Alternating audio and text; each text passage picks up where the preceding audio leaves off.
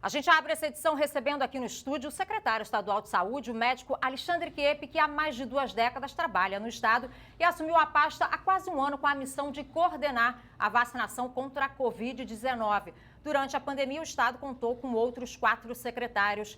Chieppi, boa tarde. Boa tarde. Quando o senhor assumiu o cargo, o Rio de Janeiro ele enfrentava a terceira onda, né, que foi justamente a de maior duração entre fevereiro e junho de 2021 e foi justamente a que mais internou, a que mais matou. Como foi encarar esse primeiro desafio à frente da Secretaria? Pois é, a gente vinha de um período muito crítico da Secretaria de Saúde, uma reconstrução de todo o processo de gestão no meio de uma pandemia, né?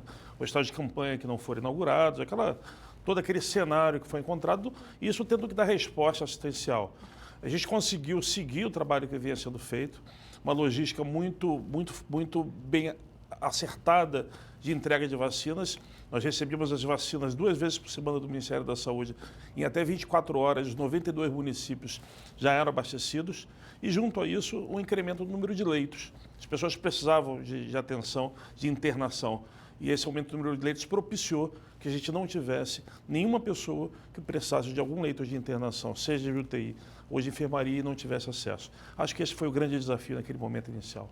Agora, passamos pela 4ª onda, saímos da 5ª, né, que foi a predominância da Ômicron, ali entre o fim de dezembro e janeiro deste ano, e foi justamente a variante com a maior taxa de positividade, mas em contrapartida com o menor número de óbitos. É um reflexo da vacinação?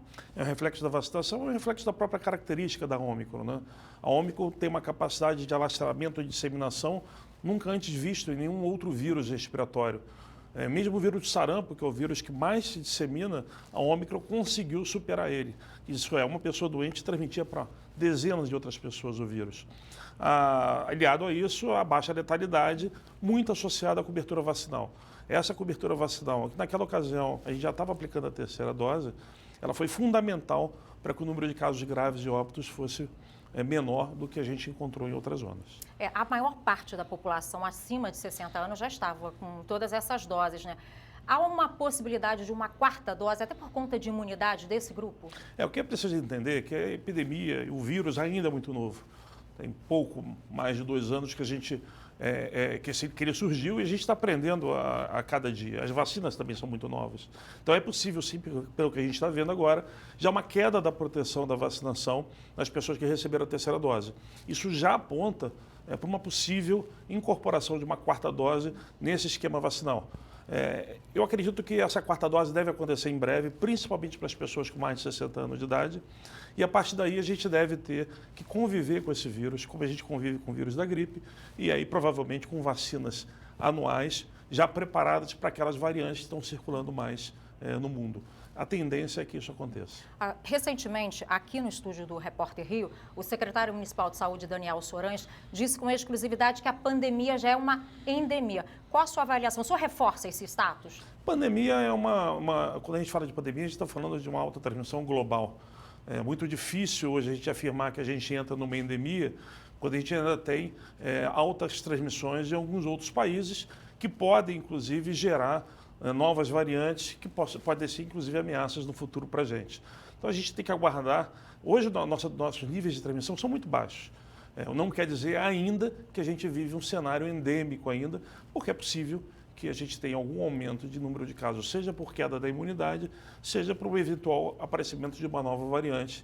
A gente tem uma nova variante hoje está circulando no mundo, que é uma mistura da Ômicron com a Delta. A gente não sabe ainda qual é a capacidade dela de se alastrar. Então, eu tenho mais cautela na afirmação de que a gente vive já um processo endêmico. Agora, a última edição do mapa de risco da Covid-19 mostrou que a maioria das regiões do estado está em bandeira verde, né? Que é um risco muito baixo da doença, e apenas o noroeste em laranja. Por quê? É a região noroeste, que pega a região de Itaperuna e alguns outros municípios menores, ali Bom Jesus, são municípios que têm uma oferta de leitos menor quando comparado a outras regiões. Então, o que faz com que a região noroeste ainda esteja no laranja é essa taxa de ocupação de leitos. Quando a gente avalia o número de novos casos, é baixo em todas as regiões do estado. Agora, secretário, em uma das primeiras entrevistas que o senhor deu ao assumir o cargo, o senhor já revelou uma preocupação com velhos conhecidos do Rio de Janeiro. Zika, dengue, chikungunya. Qual é a preocupação hoje? Há uma possibilidade real de um surto de dengue, por exemplo? Nós emitimos um alerta agora, que é um alerta muito mais para a gente começar a se preparar ao longo desse ano para um possível aumento de casos, principalmente de dengue no ano que vem. Há uma preocupação muito grande. Hoje nós identificamos no Rio de Janeiro a recirculação do vírus 2 da dengue. Para quem viveu a epidemia de 2008, sabe o quanto esse vírus é agressivo. Foi a epidemia com o maior número de óbitos da nossa história. E agora esse vírus volta a circular. Por isso agora, ao longo desse ano, é importante que a gente redobre nossas ações, principalmente nas nossas casas. Não acredito em epidemia esse ano. É pouco provável que a gente tenha epidemia esse ano, até porque daqui a 2 meses a temperatura começa a cair. Mas é muito importante que as pessoas se sensibilizem quanto à importância das medidas de prevenção para poder evitar algum problema no final desse ano e no início do ano que vem. Agora, ainda falando sobre cenários, eu queria voltar só lá na Covid, porque sobre as máscaras, muita gente, inclusive algumas instituições, os colégios, por exemplo, optaram por permanecer com a máscara, só vão retirar depois do carnaval, que acontece no mês que vem. A gente sabe que a aglomeração durante os desfiles ali, ela vai ser inevitável. Há uma preocupação? Qual cenário a gente pode esperar? É importante ter clareza de que hoje a taxa de transmissão hoje do estado do Rio de Janeiro é muito baixa. A positividade dos exames, que no pico da Ômicron chegou a quase 70%, hoje está inferior a 3%, e com tendência de queda. Então, a definição sobre a retirada da máscara foi feita com muita segurança, com base nesses indicadores. Obviamente, isso daí não é uma obrigatoriedade que você tem que usar, tem que tirar a máscara.